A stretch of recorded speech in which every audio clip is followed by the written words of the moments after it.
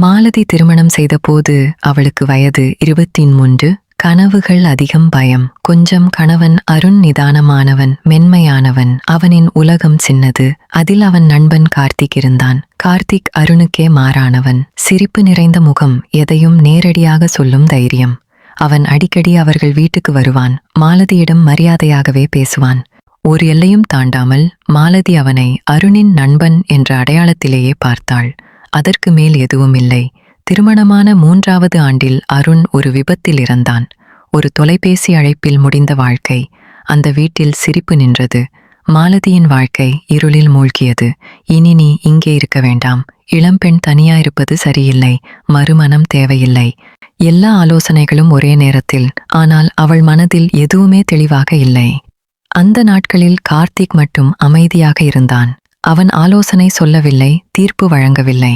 தேவைப்பட்ட போது மட்டும் அருகில் இருந்தான். காலம் கொஞ்சம் கொஞ்சமாக நகர்ந்தது. மாலதி வேலைக்கு திரும்பினாள். தனக்கென்று ஒரு அடையாளத்தை மீண்டும் கட்டி எழுப்ப முயன்றாள். அப்போதுதான் அவளுக்கு புரிந்தது, கார்த்திக் அவளை விதவையாக பார்க்கவில்லை, ஒரு மனிதையாக பார்த்தான். அவளுடைய கருத்துக்களை மதித்தான். அவள் அமைதியையும் வலியையும் புரிந்து கொண்டான். அவர்களுக்குள் காதல் திடீரென்று உருவாகவில்லை.